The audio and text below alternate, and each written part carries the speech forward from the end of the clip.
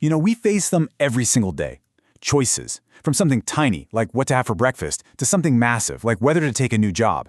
And some of those choices, well, they can feel absolutely monumental, like they're going to shape the whole course of our lives. And that pressure, it can be intense. You know that feeling, right? Where you've made all the pro and con lists, you've asked for advice, and you're still just frozen, stuck in what they call analysis paralysis, and you're just terrified of making the wrong call. It's this universal anxiety we all get when the path forward is anything but clear. So for this explainer, we're doing something a little different. We're not actually reviewing a book. Nope.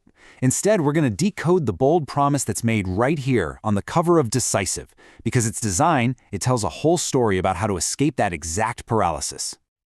All right, let's start with the most obvious thing on the cover, the part that immediately grabs you and taps right into our deepest fears about making a tough choice. It's the magic 8-ball. And honestly, it's a perfect symbol for our default setting when we get overwhelmed. We start looking for a sign, any sign. We're just hoping for a simple answer to fall out of the sky, crossing our fingers that a little bit of magic will just tell us what to do. Let's give this a name. Let's call it the magic 8-ball mindset. It's that urge to just hand over the hard work of thinking to some outside force, to luck, to fate, to anything that will just give us a simple yes or no and take that weight off our shoulders. But here's the cool part. The cover doesn't just show us the problem. Right away, it offers a really powerful alternative. It's a direct challenge to that whole mindset of just leaving things to chance. Just look at that word, decisive. It's big, it's bold, it's got this no-nonsense feel to it. I mean, it is the polar opposite of the hazy, maybe yes, maybe no world of that magic 8-ball. This word, it promises confidence. It promises clarity and control. It's not about asking a question. It's about having an answer. So the cover is basically laying out two completely different paths to a decision. On one side, you've got chance. That's the 8-ball's world, right?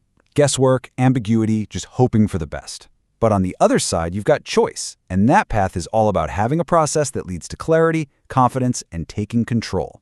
The promise here is that we can actually move from one side to the other. And then the subtitle just doubles down on that promise. The key phrase here is how to.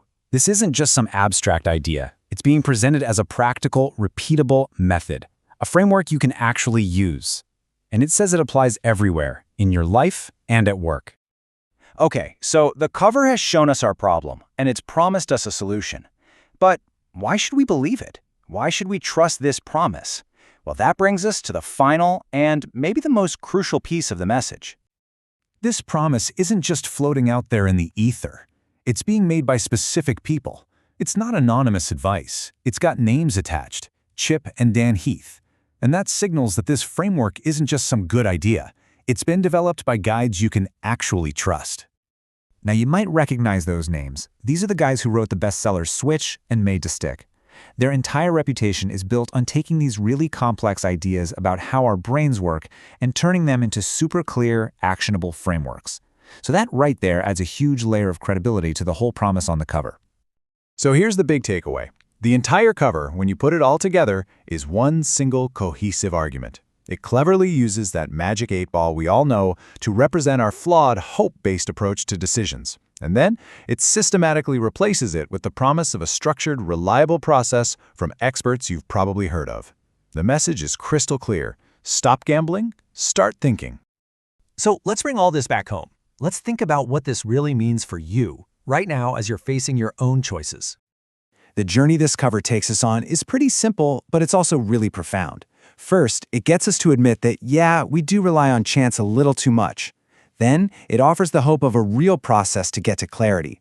And finally, it gives us trusted guides to show us the way. It's literally a blueprint for moving from being paralyzed to taking action. And that really just leaves us with one final thought to chew on. Think about a decision that's on your plate right now, whether it's big or small. What would it actually look like to put the magic 8-ball away? What's one choice you're facing where a real process could be so much better than just taking a guess?